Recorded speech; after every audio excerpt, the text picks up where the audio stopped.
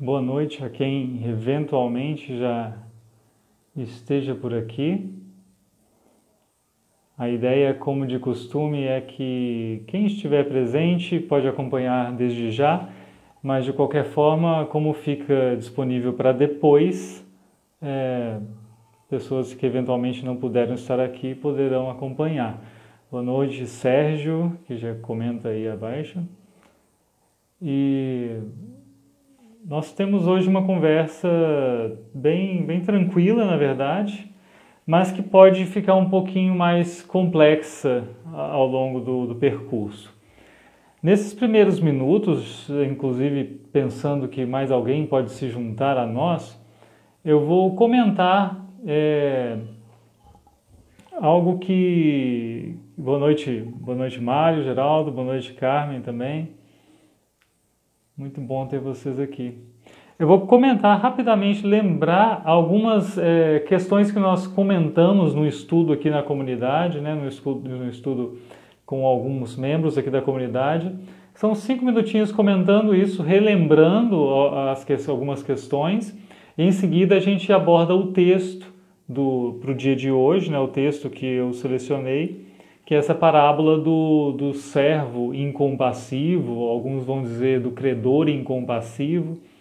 É uma parábola muito conhecida, mas já que o tema da parábola é o perdão, eu vou retomar as perguntinhas que apareceram no nosso estudo, só para que outros saibam, né, em que tipo de conversa nós andamos esses dias por aqui.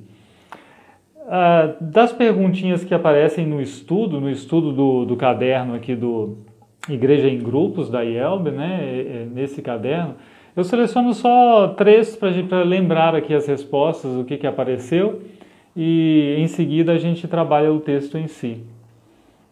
Boa noite para o Mário, junto com a Valdete também, boa noite. Das perguntinhas, olha, uma pergunta, né? Será que existe algum contexto da vida humana onde o pecado não está presente e onde não há transgressão da lei divina?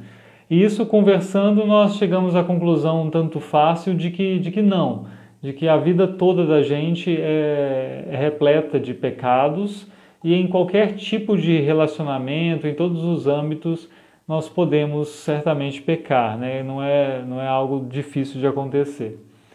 Outra pergunta que é interessante, é simples também até, com base nos textos bíblicos lidos. E nós lemos textos bíblicos de Romanos, de Gálatas, de Isaías 53, como o perdão de Deus é oferecido e como ele é recebido, né? E lembramos, obviamente, a partir dos textos, que o perdão ele é oferecido por meio de Cristo, por meio do sacrifício de Cristo na cruz, é que o perdão está disponível para a humanidade, né? E ele é recebido pela fé. A terceira das 4 perguntas que eu queria comentar era a seguinte: que valor tem para você a confissão de pecados e a absolvição no culto público? E é importante a gente fazer essa pergunta para termos a oportunidade de nos lembrarmos de que a confissão e a absolvição no culto público não pode se tornar uma mera repetição, né? Um mero ler um texto litúrgico simplesmente. É algo que acontece de fato e é algo que é para ser vivido por nós na nossa integridade, né? A gente realmente confessa a Deus pecado e parte desse confessar, né, e do processo do arrependimento é a contrição, ou seja, nós realmente temos que sentir que o pecado é algo grave para nós confessarmos o pecado da forma devida. E às vezes a gente esquece disso.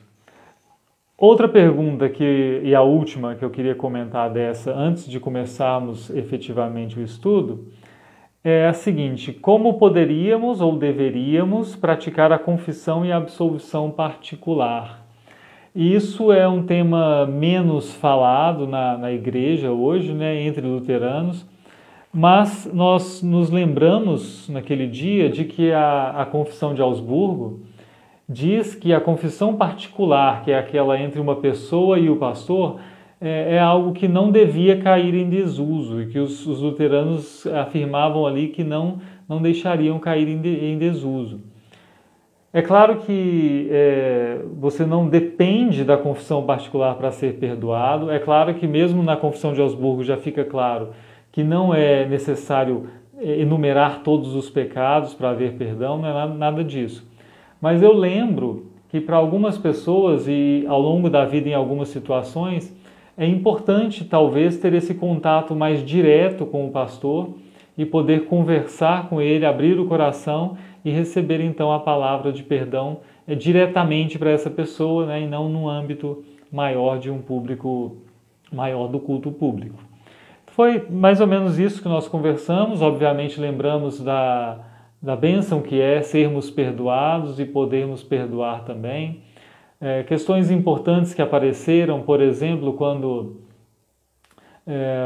o Mário Geraldo mesmo, né, que perguntou perguntou, na verdade, já sabendo a resposta, né? Se há diferença entre quem é perdoado ao final da vida, uma pessoa que estava dando as costas para Cristo, mas ao final da vida, de uma vida não muito bem vivida, a pessoa se arrepende, se apega a Cristo, e então se há uma diferença. E realmente, lógico, não há uma diferença no estado de santidade dessa pessoa, porque a santidade é dada por Cristo, pelos méritos de Cristo somente. Então ela é vista por Deus como tão justa como qualquer pessoa que viveu uma vida cristã por 50, 80, 90 anos, né? E o Mário Geraldo também chegou a mencionar um ponto importante. Uma diferença que existe é que essa pessoa que só foi perdoada ao longo da vida passou a vida toda sem saber o que é o perdão de Deus, né? E isso é triste, né? Que bom nós podermos, ao longo da vida toda, desde de criança, adolescente, saber que nós somos acolhidos por Deus e perdoados por Ele. Mais ou menos esses pontos eu destaco da conversa que nós já tivemos no estudo com o pessoal da comunidade, né? Agora, a gente pode ir para o texto em si de hoje. Tem uns detalhes importantes. Eu vou fazer uma leitura para a gente lembrar o texto e depois eu vou mencionar detalhes do texto que eu acho que precisam ser mencionados, precisam ser lembrados por todos nós. E em seguida eu faço uma reflexão, meio que trazendo uma comparação, para chegar a uma conclusão, ou para relembrar uma conclusão, na verdade, né? Não tem novidades absolutas, talvez novidades mais na leitura dos detalhes. Mas vamos lá, Mateus 18, de 21 até o 35. É bom ler porque se alguém não tem o texto muito fresco na memória, terá a oportunidade de se lembrar certamente. Diz assim: Então Pedro, aproximando-se, perguntou a Jesus: Senhor, até quantas vezes meu irmão pecará contra mim que eu lhe perdoe? Até 7 vezes? Jesus respondeu: Não digo a você que perdoe até 7 vezes, mas até 70 vezes 7. Por isso o reino dos céus é semelhante a um rei que resolveu ajustar as contas com seus servos.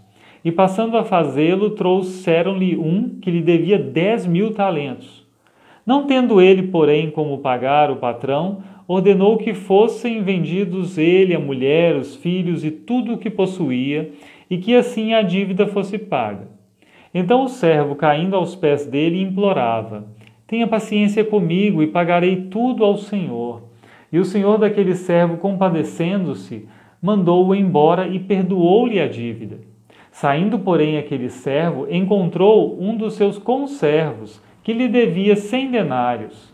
Agarrando-o, começou a sufocá-lo, dizendo: Pague-me o que você me deve. Então o seu conservo, caindo aos seus pés, lhe pedia: Tenha paciência comigo e pagarei tudo a você. Ele, porém, não quis. Pelo contrário, foi e o lançou na prisão, até que saldasse a dívida. Vendo os seus companheiros o que havia acontecido, ficaram muito tristes e foram relatar ao seu senhor tudo o que havia acontecido. Então o senhor, chamando aquele servo, lhe disse: Servo malvado, eu lhe perdoei aquela dívida toda porque você me implorou. Será que você também não devia ter compaixão do seu conservo, assim como eu tive compaixão de você? E indignando-se, o Senhor entregou aquele servo aos carrascos, até que lhe pagasse toda a dívida. Assim também o Pai que está no céu fará com você, se do íntimo não perdoarem cada um seu irmão. Esse é o texto, né? Ele tem alguns detalhes que eu passo a mencionar agora. É um texto muito conhecido, mas textos muito conhecidos eventualmente nos pregam uma peça, né? Que a gente passa a não lê-los mais e simplesmente correr os olhos assim e deixar para trás alguns pontos importantes. É isso que a gente não quer fazer hoje, né? Deixar para trás coisas que podem ajudar na nossa leitura. Boa noite, Valquir, está aí também, chegou até nós, que bom. Bom, primeira coisa que eu queria comentar que é importante a gente lembrar onde que essa parábola aparece, né? Ela não está solta no nada, ela está nesse capítulo 18 aqui, que vem tratando de uma série de coisas que tem a ver com a parábola em si. Pelo menos tem uma relação do tipo de conversa, é isso que eu quero dizer, não é que a mesma parábola já tenha começado antes. No capítulo 18, vejam bem, lá no 18, de 1 a 5, a conversa é sobre quem é o maior no reino dos céus. Está falando de comparação entre pessoas. No 18, de 6 a 9, é aquela conversa sobre se alguém fizer tropeçar a um dos pequeninos. Também estamos falando de relacionamento entre pessoas da igreja, né? Um fizer o outro tropeçar e tudo mais. 18, 10 a 14, vamos nos aproximando. Aqui fala da ovelha perdida com a mensagem de que nenhum deve se perder. Também estamos falando de pessoas diferentes na igreja. Do 15 ao 20, ainda no capítulo 18, o que fazer quando uma pessoa peca contra você? E aí vem toda aquela conversa sobre vá até a pessoa, conversa com ela, vá com duas pessoas diferentes, leva até a igreja. É tudo isso também do relacionamento entre pessoas que partilham da fé, né?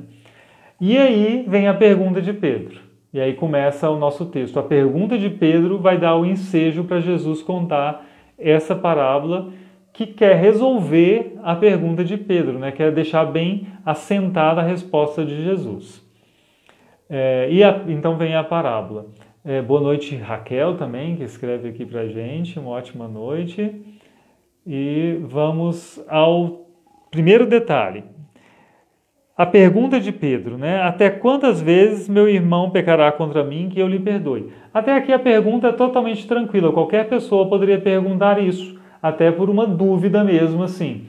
Mas eu vou ficar sofrendo injustiça quanto tempo, né? E aí não vai ter um momento que eu vou botar um ponto final nisso e vou dizer daqui para frente eu não perdoo mais.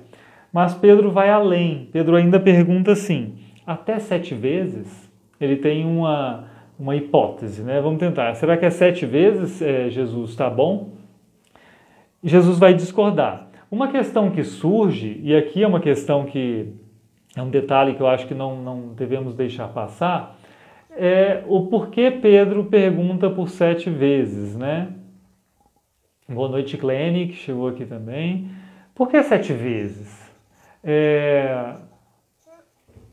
Há hipóteses sobre isso, e se você ler comentários bíblicos, você vai achar explicações, mas que nem sempre são muito embasadas, né? Uma explicação que é muito comum, eu vi por aí em diversos lugares, é a seguinte. Os rabinos, a tradição rabínica, dizia que você deveria perdoar uma pessoa até 3 vezes. Então Pedro estaria falando 7 para dobrar e colocar mais do que o dobro, né? Para já demonstrar que ele tinha uma boa vontade de perdoar. Mas não convence essa explicação de Pedro estar considerando a tradição rabínica de 3 vezes perdoar, e eu vou dizer por quê, né? Para a gente chegar a um amadurecimento sobre essa questão dos 7 vezes. Primeiro porque a gente não tem nada registrado de tradição rabínica do tempo de Jesus e de Pedro, daquele momento, ou de antes daquele momento, dizendo que deveria se perdoar 3 vezes. Então, de onde que esses teólogos que escreveram esses comentários chegaram a essa conclusão das 3 vezes na tradição rabínica? Eles tiraram isso da tradição rabínica, só que é posterior. O que a gente tem? Por exemplo, de um rabino chamado Yosef ben Yehudá, ele diz uma coisa muito parecida com as 3 vezes, né? Mas não é exatamente aquilo. Deixa eu achar. Ele diz assim, que quando uma pessoa comete uma transgressão, a primeira vez ela é perdoada, a segunda vez ela é perdoada, a terceira vez ela é perdoada, mas a quarta vez ela não é perdoada por causa daquilo que Deus diz em Amós 2,6. Já vamos ver Amós 2,6. A questão esse rabino, o Yosef ben Yehudá, ele viveu no século 2 depois de Cristo. Ou seja, quando ele ensinava isso, tudo bem, mas é mais de século após essa conversa de Pedro com Jesus. Não dá para a gente ter certeza de que esse ensino tenha circulado antes disso, né? E muito menos que Pedro tinha isso na cabeça para escolher as 7 vezes. Só por curiosidade, né? Vamos olhar aqui o Amós. O que o Amós fala em 2,6, né? Que ele fala que é 3 vezes perdoado por causa disso. Na verdade, o Amós, ele tem, em vários momentos, ele menciona essas 3 vezes e a quarta não, para vários povos diferentes nessa profecia, né? E perdi o Amós. Mas o interessante, o que me interessa, é que também essa é uma interpretação que o rabino faz, que não necessariamente convence, né, de Amós desse trecho. Ele diz assim, cada vez, né, na verdade ele selecionou Amós 2,6, mas poderia ser 2,1, poderia ser 2,4, mas ele escolhe falar de Israel, né? Por 3 transgressões de Israel, sim. Por causa de 4, não suspenderei o castigo. A questão é que aqui não é uma conta matemática também, né? Não é a questão de Deus está contando assim, 3 vezes eu perdoo. Ele está dizendo, usando esses numerais, isso aparece mais vezes na Bíblia, para dizer assim, há um limite, daqui para frente eu vou reagir. Há um limite, daqui para frente eu vou reagir. Mas o rabino tomou isso como literal, né? Então depois na 4ª vez não tem perdão. Mas veja, não é um rabino que teria como ter influenciado Pedro, porque ele viveu bem depois de Pedro. Outro trecho da tradição rabínica, isso é do século, o rabino é do século 2 depois de Cristo, mas isso está registrado no Talmud babilônico, que é bem posterior ainda, né? Tem mais distância ainda, isso está escrito bem tardiamente. Esse outro rabino aqui, o rabino Yosei Bar Hanina, que é muito interessante também, ele diz que a pessoa deve pedir perdão, quem causou uma injúria, né? Quem prejudicou outra pessoa, deve pedir perdão não incontáveis vezes, né? Deve pedir perdão só 3 vezes.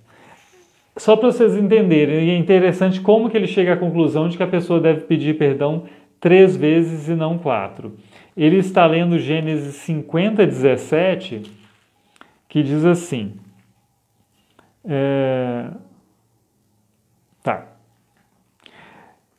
é isso que vocês dirão a José. Perdoe, por favor, a transgressão dos seus irmãos e o pecado que cometeram porque lhe fizeram mal. Agora pedimos que perdoe a transgressão dos servos do seu pai. No texto que o rabino lê, na verdade, né, tem 3 vezes a palavra por favor. Tem 3 vezes esse pedido, esse implorar perdão. E aí, a partir dessa narrativa, ele fala assim, então é só 3 vezes que a pessoa deve pedir perdão. Eu entendo que Pedro não tem nada disso na cabeça quando ele pede 7 vezes para Jesus, né? É muito difícil a gente pensar que Pedro está pensando nessas coisas. O rabino aqui também, o Hanina, ele é do século 3 depois de Cristo, ele não tem contato nenhum com o tempo de Jesus e de Pedro. E eu estou dizendo tudo isso, né? Só para dizer assim, os comentários bíblicos muitas vezes têm muitas respostas, mas nem sempre de onde eles tiram as respostas faz muito sentido. Não faz sentido afirmar que Pedro está trabalhando aqui no seu número a partir de tradição rabínica, a gente não tem evidência disso. Não tem. De onde Pedro pode estar tirando essa informação de tentar os 7 vezes, me parece muito mais plausível de um ensino de Jesus mesmo, que não está registrado no Evangelho segundo Mateus, mas alguma vez Jesus tinha ensinado algo que faria Pedro pensar nisso. E a gente tem o registro desse ensino de Jesus, sim, nas Escrituras, em outro Evangelho, no Evangelho segundo Lucas, lá em Lucas 17:4, o que Jesus ensina? Isso aqui não é a conversa que ele está tendo com Pedro aqui. Lucas 17:4 são alguns ditos de Jesus. Tá. Diz assim, tenham cuidado, se o seu irmão pecar, repreende-o. Se ele se arrepender, perdoe-lhe. Isso aqui Jesus ensinando sem ter uma pergunta de Pedro. Se pecar contra você 7 vezes num dia, e 7 vezes vier para lhe dizer, estou arrependido, perdoe-lhe. Ponto. Esse é o ensino de Jesus. Me parece muito provável que Jesus tivesse falado isso aqui ou outras vezes e Pedro tinha escutado isso e Pedro quis pegar essa expressão de Jesus. É até bom para a gente ver como é perigosa às vezes a leitura literal das coisas, né? Jesus falou, se o seu irmão pecar 7 vezes e vier pedir perdão 7 vezes, perdoa 7 vezes. Mas Jesus não estava pensando num número limite e Pedro pega esse número e pensa como limite. Ah, Senhor, então até 7 vezes eu vou perdoar? E aí Jesus tem que dizer, olha, não é isso, né? Não é por aí. Não há um limite assim numérico, a gente não vai trabalhar assim. E o que Jesus vai dizer então? Não 7 vezes, 70 vezes 7. 70 vezes 7. É claro que como isso daqui, essa fala de Jesus, nessa formulação da frase, não está registrada em Mateus, só em Lucas, é difícil cronologicamente eu afirmar assim, eu tenho certeza que Jesus ensinou essa frase antes e Pedro está tomando disso daqui. Dizer com certeza não, mas é plausível que Jesus tenha ensinado isso mais vezes ou usado esse tipo de expressão e Pedro tenha ficado com isso na cabeça e agora... Só que a Pedro torce um pouco o ensino, né? Em vez de ser um modo de dizer que perdoa quantas vezes pedirem, Pedro vai dizer como limite, até 7. Agora outra pergunta, por que Jesus responde 70 vezes 7? Primeiro que não é para fazer continha, né? Não é para multiplicar 70 vezes 7 e fazer como Pedro aqui de novo e colocar um limite, né? Então é até tantas vezes... 490 vezes que eu vou perdoar, eu vou anotar e aí eu vai vencer. Né? Não é isso, a gente estaria cometendo o mesmo erro de Pedro de querer pôr um limite. Obviamente não é a proposta de Jesus. Mas tem uma coisa que eu acho muito interessante de onde Jesus tira essa resposta, né, dos 70 vezes 7 e não simplesmente diz para Pedro assim, não tem limite. Para isso, a gente vai passear lá em Gênesis. Curiosamente, vamos lá para o começo da nossa história, Gênesis 4. É claro que se vocês tiverem a Bíblia por aí, podem procurar também, até para as mãos ficarem ocupadas e a concentração na conversa longa não ficar tão custosa. Mas olha só, todo mundo lembra, né, que Caim matou Abel... E aí Caim depois fica com certo receio de ser assassinado por isso, né? E aí o Caim vai falar assim, quem se encontrar comigo me matará. E Deus diz assim, o Senhor, né? O versículo 15 do capítulo 4 de Gênesis. O Senhor, porém, lhe disse, não, e se alguém matar Caim, será vingado 7 vezes. 7 vezes. Depois de um tempo... Vem o tal do Lameque e vai dizer para suas esposas assim, lá no capítulo 4 ainda, versículo 23 e 24. Lameque diz assim, Adá e Zilá, ouçam o que eu digo, vocês, mulheres de Lameque, escutem o que passo a dizer. Matei um homem porque me feriu, e um jovem porque me machucou. Se Caim é vingado 7 vezes, Lameque será vingado 70 vezes 7. Essa é a mesma conta que Jesus usa. É lógico que isso é um texto que marca, né? Ele está na memória de Jesus, está na memória dos discípulos, de todo o povo judeu. Mas o que Jesus faz? Né? Ele pega essa continha do Lameque, que multiplica a vingança, e não é 7 vezes mais, é 70 vezes 7, ou seja, é um número absurdo, assim, né? Vai ser sem limite. E Jesus inverte, não o número, mas inverte o que fazer com o número. Em vez de vingança, perdão. Né?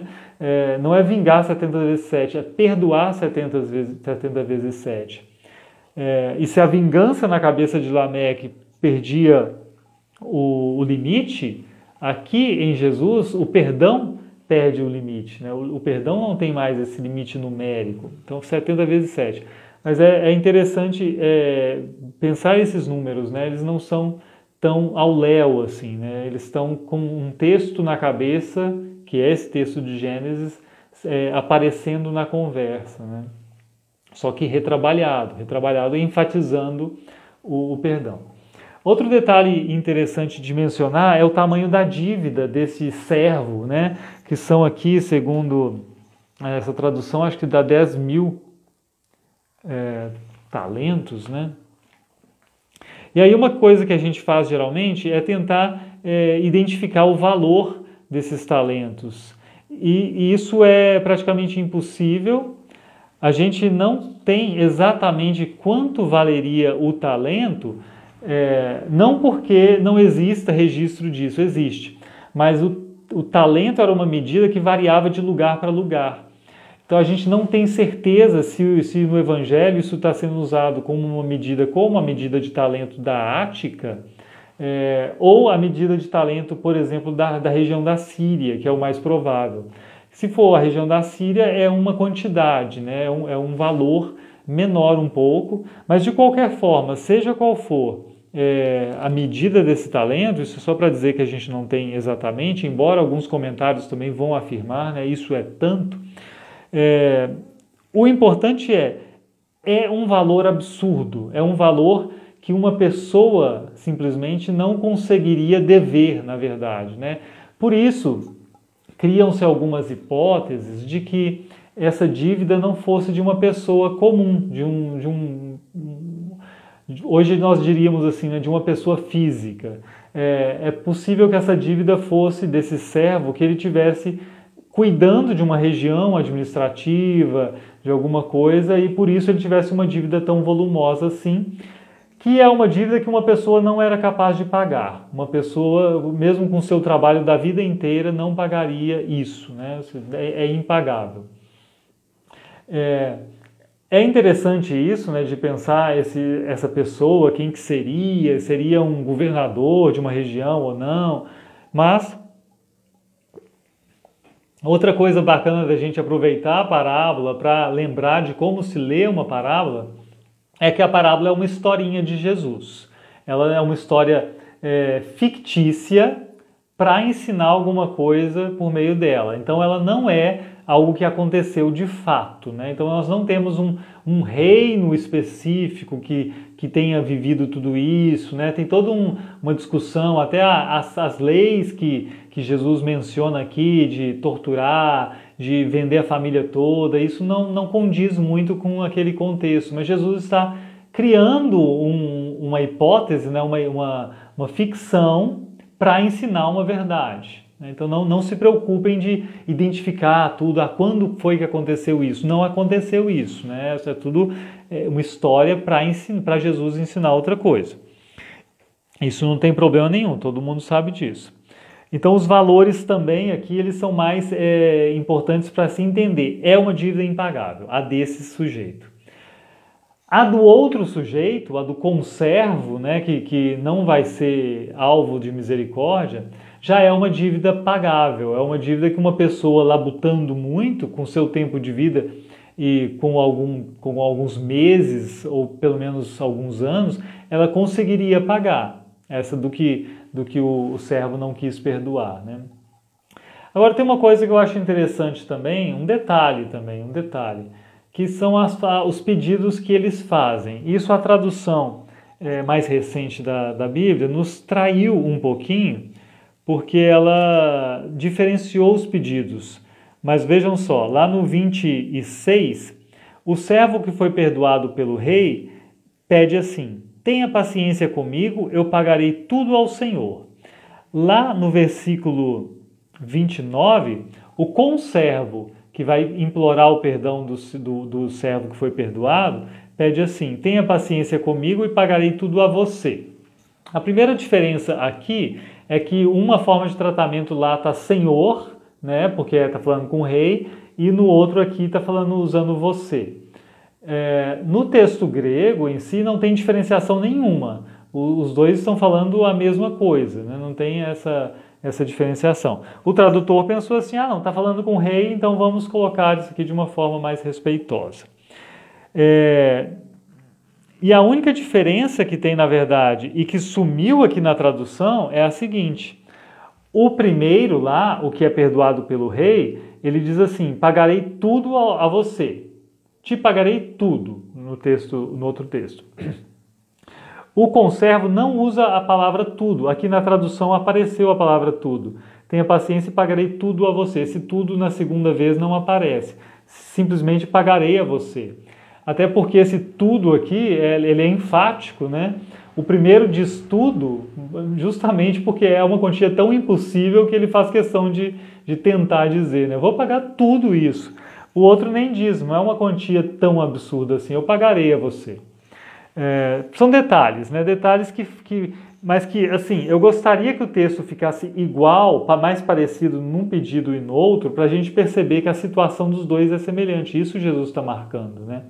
A situação do servo perdoado pelo rei, que implora, é a mesma situação de dívida de um conservo que implora o perdão também, implora para não ser punido, né? Na verdade, eles não pedem o perdão da dívida. Isso é outro detalhe interessante. O servo perdoado, ele pede para ter oportunidade de pagar.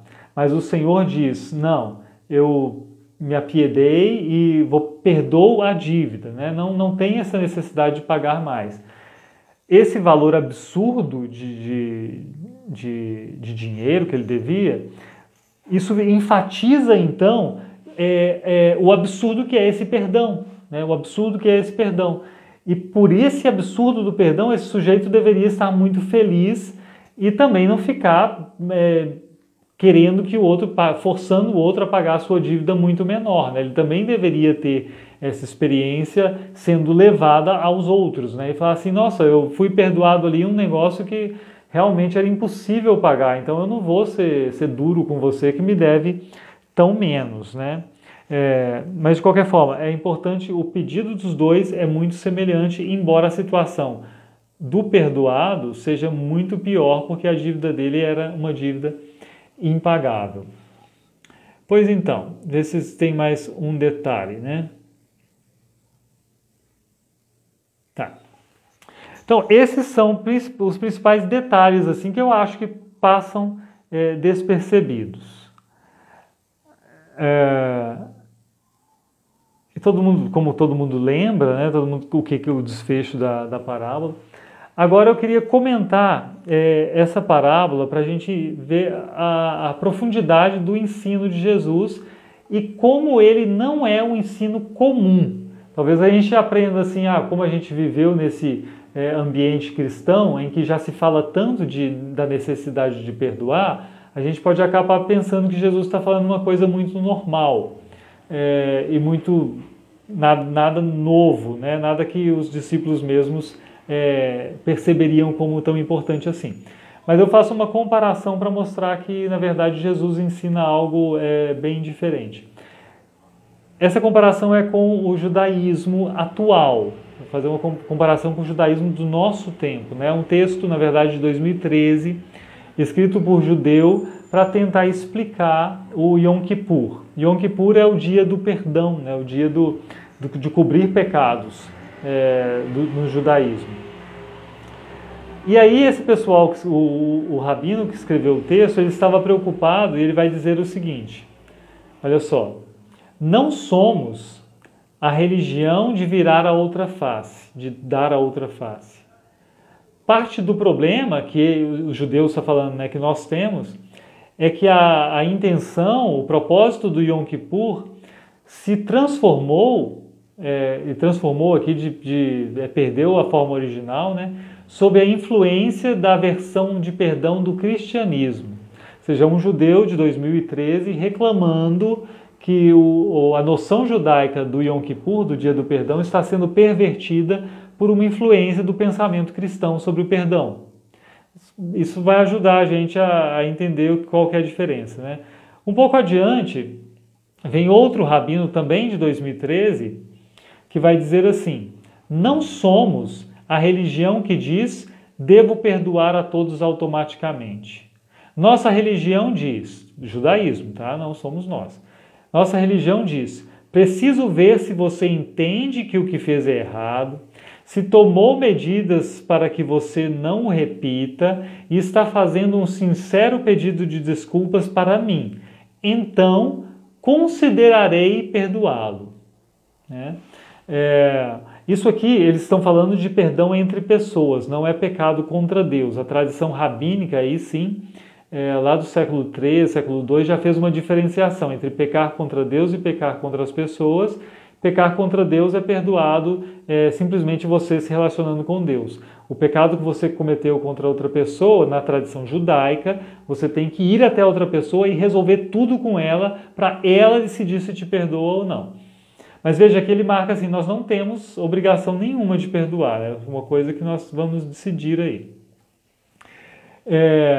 E aí diz mais, olha só, e se a pessoa injustiçada nunca te perdoar, né, eu cometi um erro, pedi perdão, não me perdoaram. No judaísmo vai dizer assim, a Torá aborda isso também. O ofensor tem que oferecer desculpas sinceras 3 vezes. Isso ele está trazendo daquela tradição do Rabino Hanina, que a gente leu no comecinho aqui do estudo. Não é exatamente da Torá, né? É uma leitura de uma leitura da Torá. 3 vezes. Se ele ou ela não for perdoado depois disso, a expiação pode ser aceita por Deus, mas pelo menos ele pediu perdão, né? Aí, é uma parte interessante que eu queria que vocês prestassem muita atenção.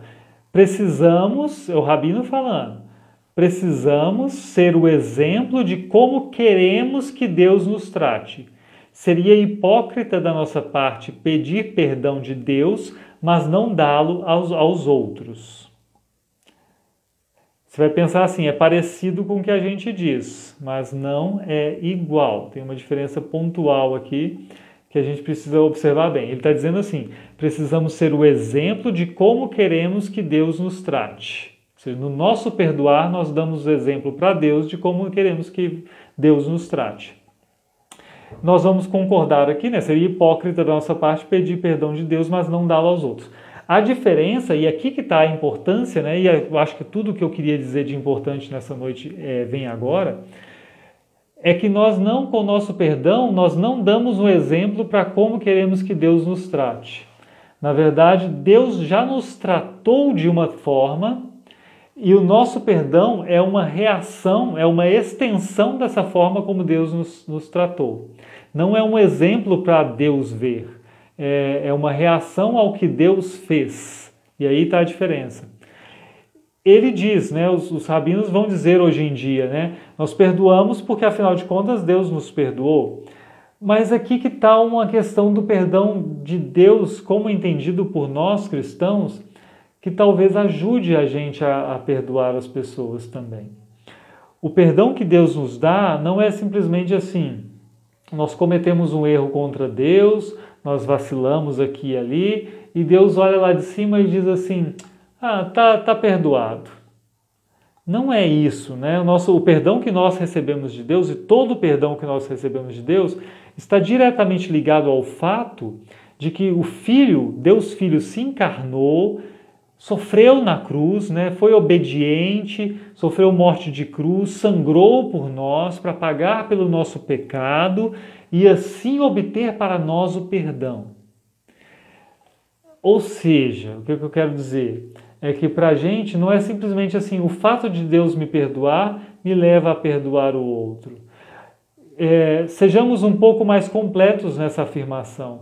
O fato de Deus, para me perdoar, se dispor, né, a se envolver de tal forma com o pecado, ao ponto de que o Filho recebeu sobre si todo o pecado da humanidade para morrer sofrendo por ela, né, isso mostra, essa ação de Deus é tão absurda e tão elevada e tão maior do que qualquer outra coisa que eu possa imaginar, e eu estou tão envolvido por ela, porque eu só vivo e só tenho perspectiva de viver por causa da cruz de Cristo, desse ato extremo de Deus em meu favor, que eu sou agora trazido para esse reino em que o perdão é uma realidade, em que o perdão não é uma opção simplesmente, nem um dever externo, assim, eu tenho uma lei de fora que me manda perdoar. Não, o perdão é o que dá sentido para a minha vida, o perdão é necessário para eu viver, para eu poder continuar existindo.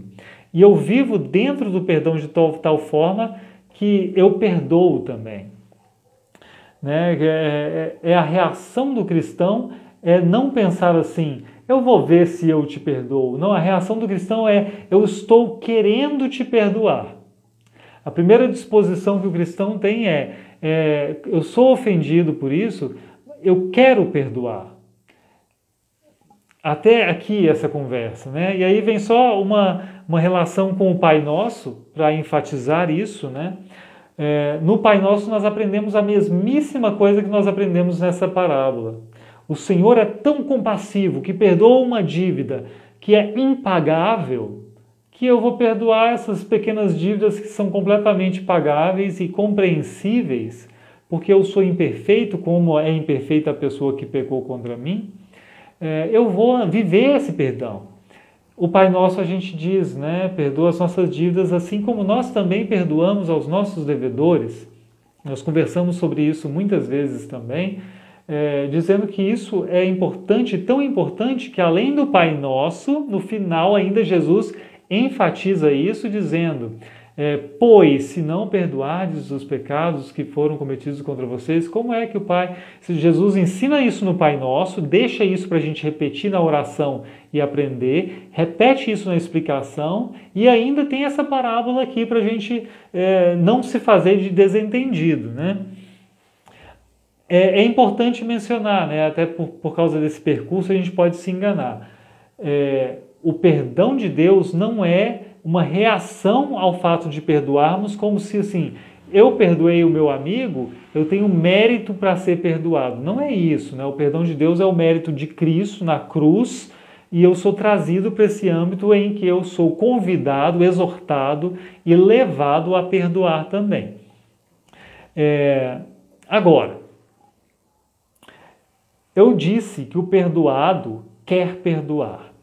Mas nem sempre isso é fácil, nem sempre isso é uma realidade assim espontânea e automática da nossa vida.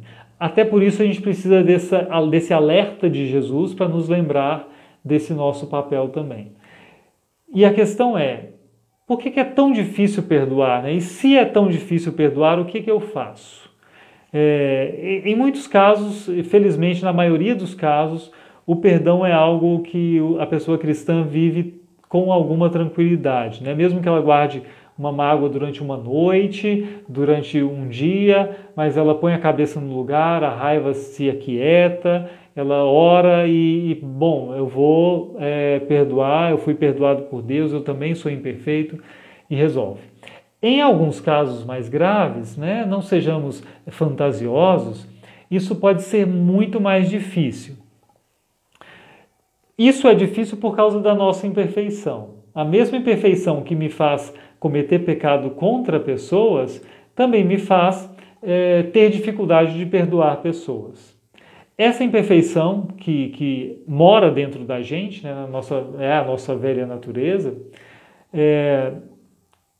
ela requer de nós, então, que nós oremos mais e que nós nos coloquemos diante de Deus e façamos súplicas mesmo para Ele nos auxiliar nisso também. E aí tem mais uma Coincidência talvez, mas eu não acho que seja uma mera coincidência, né?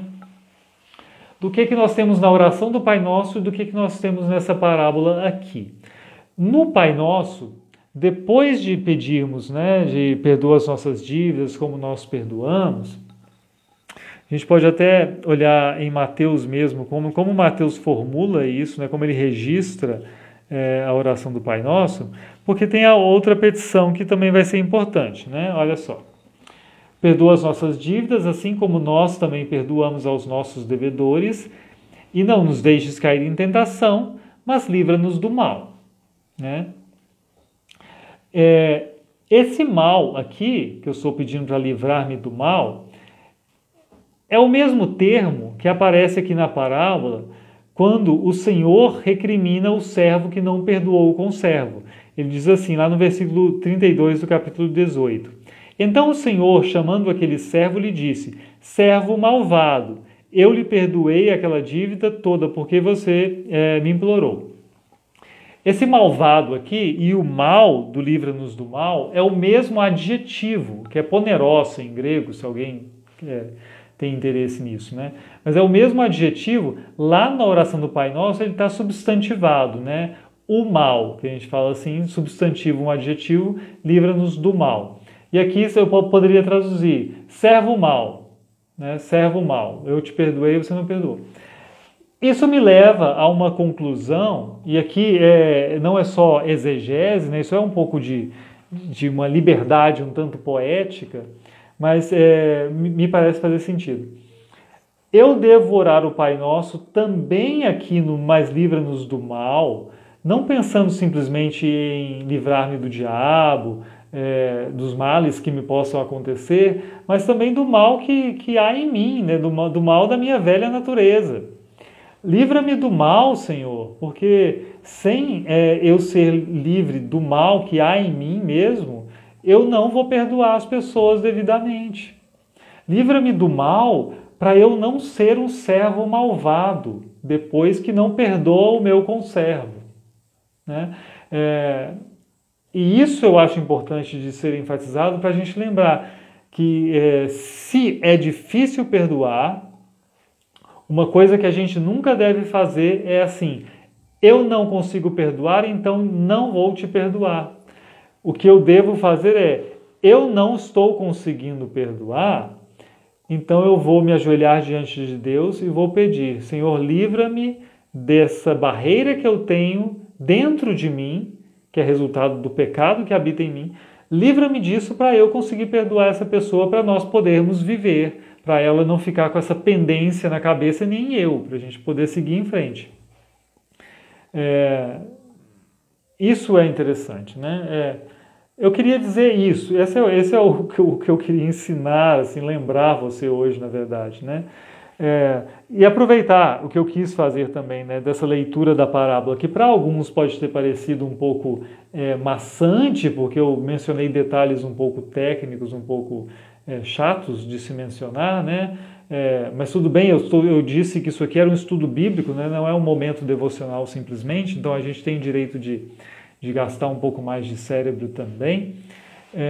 São detalhes que eu acho importante a gente ver para ver como que a gente lê uma parábola, como que a gente lê um texto da Bíblia, como que a gente não pode simplesmente pegar um comentário bíblico e, sem verificar as fontes, confiar em todas as conclusões que ali estão.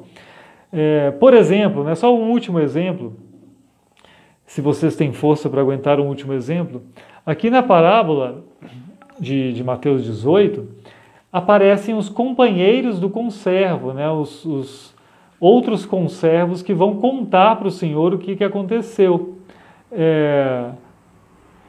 Que diz assim, vendo os seus companheiros, que são os seus conservos, né, os conservos do conservo, o que havia acontecido, ficaram muito tristes e foram relatar ao seu senhor tudo o que havia acontecido.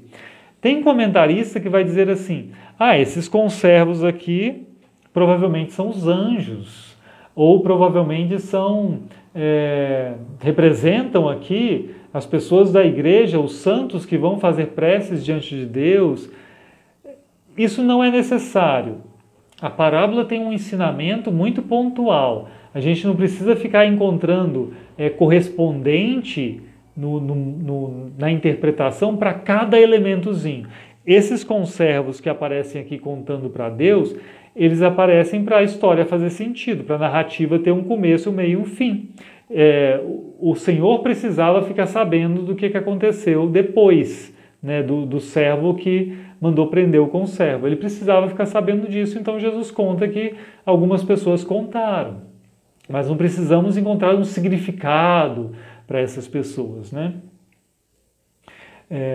Porque o que importa da parábola é o ensinamento que está no Pai Nosso também. Deus perdoou vocês muito mais e agora vocês vão e perdoam as outras pessoas.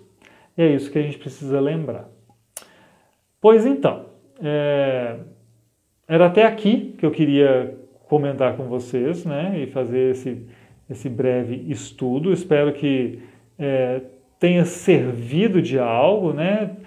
Não necessariamente para informar vocês alguma coisa, mas para lembrar e para alertar sobre como ler também, né? Sobre como é que a gente pode fazer uma leitura melhor, lidando com detalhes. Eu queria também fazer uma oração neste momento, lembrando justamente, né, das nossas limitações pessoais. Eu, como todo ser humano, já passei ao longo da vida por dificuldade de perdoar pessoas específicas, né? Imagino que alguns de vocês, ou talvez todos, também tenham vivido dificuldade de perdoar, pessoas que vivem isso por anos, infelizmente até em relacionamentos familiares, né? Ou de colegas de trabalho, ou de pessoas de igreja. Mas é bom que a gente ore, né? Que a gente ore e peça a Deus para nos ajudar. E, eventualmente, se isso machuca o seu coração muito, né? Se você ainda passa por isso e não se resolve, também é interessante conversar com o seu pastor, né? Sobre isso, não para ele te julgar, mas para ele te ajudar a caminhar nesse sentido e orar com você também, né? E se unir com você nesse momento difícil pelo qual você passa. Mas aqui, né, já que estamos numa pequena comunhão distante, nós podemos também fazer a nossa prece. Façamos isso então, assim como estamos. Querido Deus, nós te agradecemos pela tua palavra, te agradecemos pelo ensino de Jesus e, mais do que tudo, te agradecemos pela obra de Jesus Cristo em nosso favor. Porque é a partir dessa obra de Jesus Cristo que tudo faz sentido para nós, que a nossa vida faz sentido e que nós temos a nossa existência mudada, nós temos também o nosso coração mudado por obra do Teu Espírito em nós. Ajuda-nos, Senhor, em nossa fraqueza, porque é fato que ainda somos falhos e precisamos tanto aprender de Ti, do Teu amor. Ajuda-nos a perdoar aqueles que agem mal contra nós. Ajuda-nos a vencer barreiras do nosso próprio coração, para que, motivados por Ti, fortalecidos por Cristo mesmo, possamos dizer, não só da boca para fora, mas de coração, que pessoas que nos fazem mal estão perdoadas, que isso não nos dá mais vontade de vingança, mas simplesmente a satisfação de saber que o amor pode cobrir esses pecados.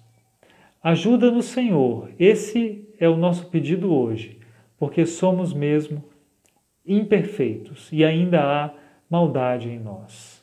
No nome de Jesus Cristo, nós te pedimos. Amém.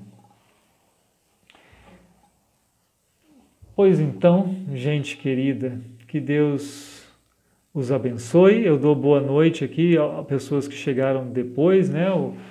O Giovanni Imisch, que é pastor lá na região de Curitiba. O Douglas Klug, que é pastor lá na região de Camaquã, em Chuvisca, no Rio Grande do Sul. Nosso irmão Stefan Freitas, que é membro aqui no Rio de Janeiro, né, na capital, não aqui de Miguel Pereira. o pastor Fabrício também, né, manda uma saudação. Muito bom tê-los aqui, meu colega de turma do seminário, né, o Roberto Guelor também, pastor lá em Foz do Iguaçu hoje. O Bruno Barros também esteve com a gente no último estudo, está aqui de novo. Muito bom ter vocês aqui, né? Muita felicidade assim da gente poder compartilhar. E o pedido que eu faço sempre, né? Se você conhece alguém aqui da região do Rio de Janeiro, principalmente da região das montanhas aqui, né? Do lado de Miguel Pereira, Vassouras. Eu nem conheço todas as cidades aqui da região, né? Mas Mendes, temos membros de Mendes aqui que moram em Mendes. Então, nós somos a igreja luterana mais próxima que eles têm. Então, conte para eles, né, se são pessoas que precisam do perdão de Deus, que precisam de alguém para caminhar junto, para orar junto. Então, conte para essa pessoa que existe uma igreja luterana em Miguel Pereira, ansiosa para recebê-los, né? Nós estamos realizando cultos com pouquíssimas pessoas, né, com espaço assim muito menos do que 1/3 de capacidade, mas com o agendamento nós podemos fazemos atualmente 3 cultos por domingo, se for preciso fazemos 4, 5, não tem problema nenhum, e também podemos ir conversando com as pessoas online, podemos dar outro jeito de conversar no jardim da igreja, conversar no passeio da casa da pessoa. O que nós queremos é que a palavra chegue aos corações, né? Isso é o mais importante. Como vamos fazê-lo é outra questão, né? Isso se resolve, né? Mas se alguém está aqui na região das montanhas do Rio de Janeiro e você conhece, não deixe de contar que nós existimos aqui e estamos dispostos a caminhar com essa pessoa. É isso. Deus abençoe vocês, Raquel também, que comenta de novo aqui. E que acompanhem vocês ao longo desta semana e nos vemos, né? O costume se mantém. Terça-feira que vem também, às 8 da noite, estaremos aqui. Não posso dizer o tema do estudo porque eu não sei ainda, mas logo saberemos. Deus abençoe e continuamos conversando. Um grande abraço e até a próxima.